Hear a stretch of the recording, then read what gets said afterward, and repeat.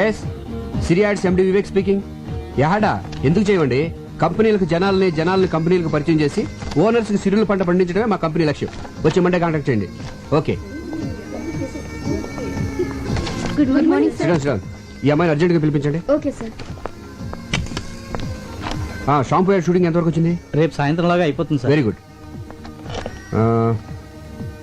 శ్రీరామ్ రేపు morning soap ad చూస్తాను. నేను చెప్పిన 2 షార్ట్స్ మార్చండి. Okay okay sir.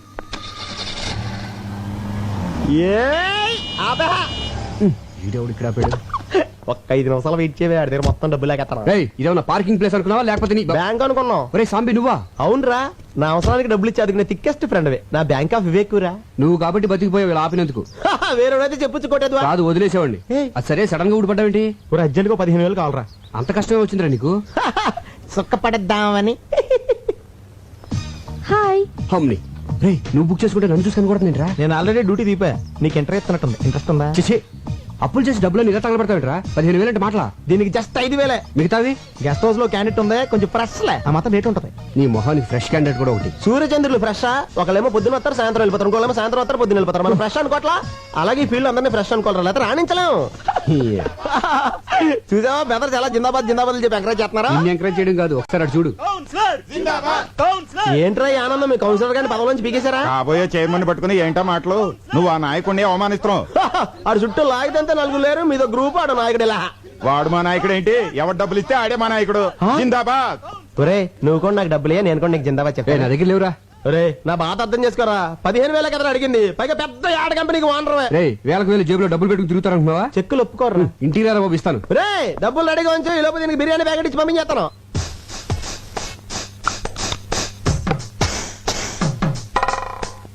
ఏంటి ఏం చేస్తున్నావు? ముస్తాబవుతున్నాను. అమ్మగారు మీరా? ఈ క్రీమ్లు పౌడర్లు ఎందుకు రాసుకుంటున్నావు? మా గాడి ఇంటికి వచ్చేసరికి ఆడది నీట్ గా స్వీట్ గా రెడీ అవ్వాలి కదమ్మా. ఓహో, వచ్చేది నా మగుడు, మధ్యలో నీ ముస్తాబేంటి? పని మనిషి దొరకడం కష్టం అవడంతో నీతో భరిస్తున్నాను. వెళ్ళి పని చూసుకో. ఏంటి ఇది? కిటికీల జాకెట్ అమ్మా. కిటికీలు, ఏసీలు, ఎయిర్ కూలర్లు, మగాళ్ళుండే ఇల్లే ఇది. చూడు, ఒళ్ళొంచి పంచేయి, ఒళ్ళు కనపడేలా పంచేయకు. వెళ్ళు. ఏవైనా నా జాగ్రత్తలో నేను ఉండాలి.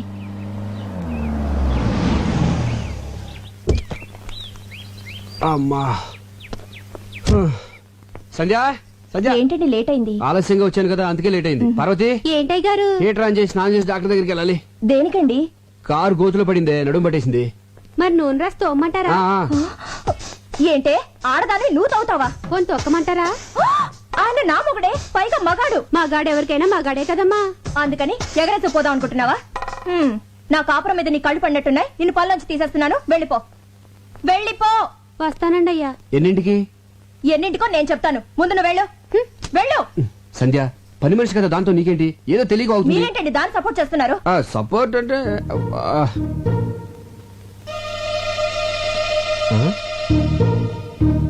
ఈ రేకులేంటి? గులాబీ రేకులు. ఎక్కడి నుంచి వచ్చాయి? గులాబీ పువ్వు నుంచి వచ్చినాయి. అది తెలుసు, మీ గుండెల మీదకి ఎక్కడి నుంచి వచ్చాయని. గుండెల మీద ఎలా? చెప్పండి. ఇంత సడన్ గా అడిగితే ఎలాగే గుర్తెచ్చుకొని? ఆహా, గుర్తు తెచ్చుకోవాల్సిన అంత కథ ఉందన్నమాట. ఈ గ్యాప్ లో స్టోరీ అల్లేసి అబద్ధం చెప్పేద్దామని. ఇప్పుడు గుర్తొచ్చింది. ఇవి మన వార్డు కౌన్సిలర్ మీద వేసిన రేకులు. గాలికి ఎగురించి నా మీద పడి దేవుడి మీద అలా నిలబడి చూస్తావు చెప్పరా? 20,000 ఎత్తే కౌన్సిలర్ అని చెప్తే లేకపోతే అమ్మాయిని చెప్పేస్తా. 15,000 అని చెప్పావు. ప్రాబ్లం అమ్మాయి కదరా. ఎవరికి? ఇద్దరికేంటి? అదే చెల్లమ్మా, ఇద్దరం కలిసి ఆఫీస్ ఫైల్స్ మీద వర్క్ చేస్తా ఉంటే పక్క నుంచి కౌన్సిలర్ ఊరికి వెళ్ళింది. ఈ లోపు మీద గులాబ్ పూలు పడ్డాయి, నా మీద మల్లెపూలు పడ్డాయి. అమ్మని తేడా కొట్టేసింది. మరి ఇదేంటి పొట్లం కట్టినట్టుందే? నీకు కొంచెం ఫ్యామిలీ టైప్ కదా, కింద ఆడతాం ఎందుకు ఇంటికి వెళ్దామని. నీకు తెలుసు కదా చెల్లమ్మా, నాకు పువ్వులన్నా స్త్రీలన్నా చాలా గౌరవం. చూసారా భార్య మీద ఎంత ప్రేమ ఉందో. ఫాలో అవ్వండి. నేను చెప్తూనే ఉన్నానమ్మా, ఫాలో అవ్వలేకపోతున్నాడు. అయినా పిల్లాన్ని ఇలా పొట్టంలా చూసుకోవడం అందరి వల్ల అవదమ్మా, అదొక ఆర్ట్. ఫాలో అవడం సరే, నీ అనుమానం తిరిందా? చెప్పిందెవరు? అన్నయ్య గారు. నా అనుమానం బళ్ళను బద్దలైపోయింది. అమ్మయ్యా, ఇక్కడైతే పర్లేదు కానీ. ఓకే. ఎంత కాస్ట్లీ క్లాత్ అయినా చిన్న సూదికి లోకువా. చిన్న బెజ్జంలో కూడా దూరే సూది తన బెజ్జంలోకి తాను దూరలేదు. ఆహా, చెల్లెమ్మది ఏం ఫిలాసఫీరా? నాకేం అర్థం కాలేదే. నాకు అర్థమైందేంటి? ఇలాంటి ఆణిముత్యాలు అర్థం చేసుకోవాలంటే సంసారంలో అన్నయ్య గారిలో ఓ స్ట్రేచర్ ఉండాలి. ఫాలో అవ్వండి. ఉండండి అన్నయ్య గారు, కాఫీ తీసుకొస్తాను. వద్దమ్మా, కాఫీ టీలు తాగితే మా ఆవిడ ఒప్పుకోదమ్మా. ఒక glass fruit juice తీసుకురామ్మా.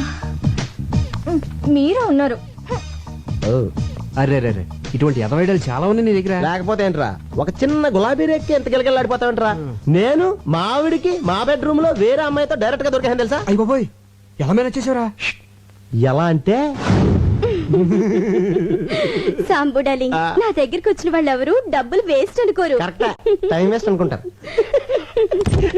Good joke. ఆ పార్టీ ఎవరు? అయ్య బాబోయ్, నా ఫ్యామిలీ పార్టీ. ఇదేంటి ఇలా సడన్ గా ఊరి నుంచి దిగొచ్చింది. ఇదిగో నువ్వు ఎవరికి కనపడకుండా సైలెంట్ గా ఇక్కడి నుంచి వెళ్ళిపోవా. ఏంటే ఊరి నుంచి ఇదేనా రావటం? ఎవరండి అమ్మాయి? అమ్మాయా? ఎవరే? అదిగోనండి ఆ అమ్మాయే. అమ్మాయి అంటే ఎక్కడ? అదిగోండి నల్ల కోటు తీసుకుంది. ఎక్కడే? అయ్యో, వేసుకుంటుందండి నల్ల కోటు. ఏంటి ఇక్కడేనా? ఆ ఇక్కడే. ఏది? ఇక్కడండి. కనపడదే. అదిగో జుట్టు సవరించుకుంటుందండి. ఎక్కడే? అరే, హ్యాండ్ బ్యాగ్ కూడా తీసుకుందండి. ఎక్కడా చెప్పు. వెళ్ళిపోతుందండి అమ్మాయి. ఎక్కడికి? ఏంటే నాకు కనపడిన అమ్మాయి నీకు ఎలా కనపడింది? వెళ్ళిపోతుందండి. అంటే నాకు కనపడిన అమ్మాయి నీకు కనపడిందంటే నువ్వు నన్ను అనుమానిస్తున్నట్టుగా. మీకేం కనిపించడం లేదా? నువ్వు మారిపోయావే, మారిపోయావు. మరి ఆ అమ్మాయి? భ్రమే. మనసులో అనుమానం ఉంటే అన్ని అలాగే కనిపిస్తాయి. అసలు ఎప్పుడైనా నువ్వు అనుమానించాలని బిహేవ్ చేశానంటే అంతెందుకే సీత రాముని అనుమానించిందంటే, సావిత్రి జమిని గణేష్ అనుమానించిందంటే, శ్రీదేవి బోని కపూర్ అనుమానించిందంటే నువ్వు నన్ను అనుమానిస్తున్నావా? చిచ్చి చిచ్చి, పెళ్ళం అనుమానించిన మగుడు టీలో పడ్డ ఏగలంటాడే. తెప్పే మంగళసూత్రాన్ని చచ్చిపోతాను నేను. అయ్యో, అంత మాట అనకండి. వద్దు. నన్ను క్షమించండి. ఆ, ఏమండి, మీకేమైనా విజిల్ వినిపించిందా? లేదు.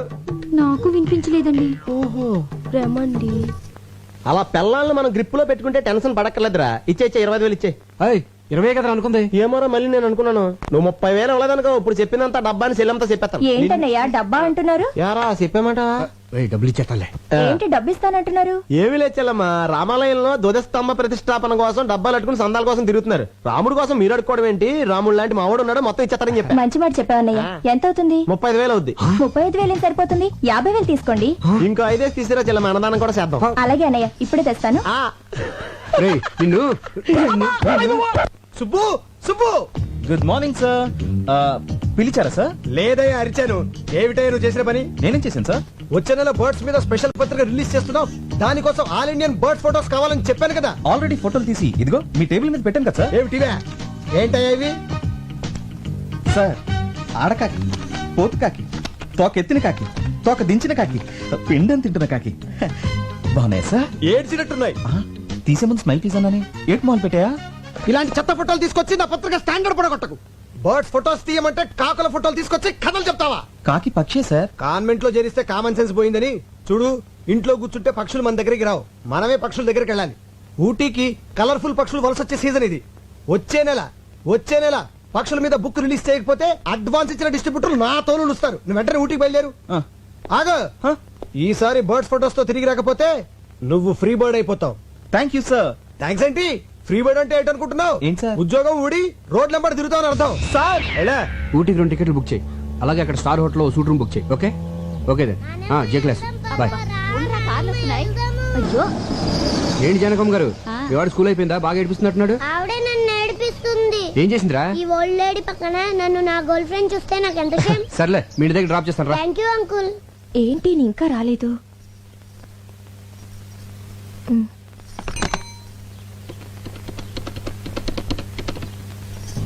హలో, ఏంటా చిలిపని?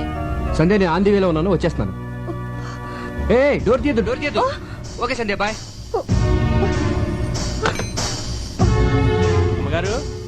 అమ్మగారు, ఏంటది? చీరమ్మా. నేనేం తెమ్మలేదే. అయ్యగారు తెమ్మన్నారమ్మా. ఆఫీస్కి రమ్మన్నారు. ఆయన అక్కడ లేకపోతే ఇంటికి వచ్చాను. ఇచ్చి వెళ్ళాలని చెప్పండమ్మా. అలాగే వస్తానమ్మా. నేను ఇంట్లో ఉంటే ఆఫీస్కి ఎందుకో? పైగా నేను కట్టుకునేది ఈ టైప్ కూడా కాదే. ఎవరికో తెప్పించుంటారు. చెప్తా. సంజయ్ డార్లింగ్. ఇల్లు బజార్కి ఎక్కొచ్చు కానీ బజార్ ఇంట్లోకి రాకూడదు. ఏమైందే? ఈ చీర నాకేనా? కాదు, మరెవరికి? కామాక్షికి. ఆవిడెప్పటి నుంచి తెలుసో? చిన్నప్పటి నుంచి తెలుసు. ఇప్పుడు ఈ చీర అంత అర్జెంటుగా ఎందుకు ఇవ్వాలి? నీకు పిల్లలు పుట్టట్లేదు కదా, అందుకని అయిపోయింది. నా జీవితం సర్వనాశనం అయిపోయింది. సంజయ్. రెండో సెటప్ పెట్టేసుకున్నారన్నమాట. ఏంటి వాగుడు? మనకు పిల్లలు పుట్టాలని కంచి కామాక్షమికి చేరబెడతాను మొక్కున్నాం కదా, ఆర్డర్ తెప్పించానే.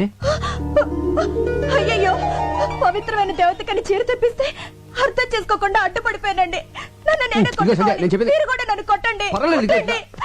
రా చెప్తాను. చూడు సంధ్య, నీకేమో నా మీద వల్లమల్లిన ప్రేమ. మిస్టేక్ ఏంటంటే అభిమానం పెంచుకోవాల్సింది పోయి అనుమానాలు పెంచుకుంటావు. అసలు నీకెందుకే నా మీద అంత అనుమానం?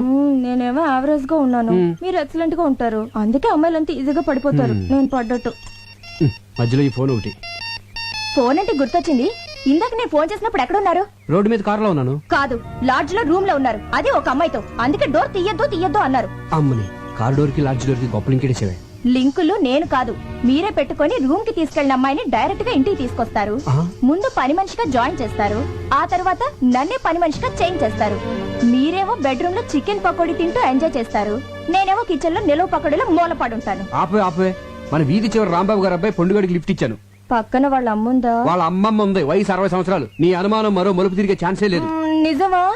నీ మీదొట్టు. మరి ఆ ముద్దు? మళ్ళీ మలుపు.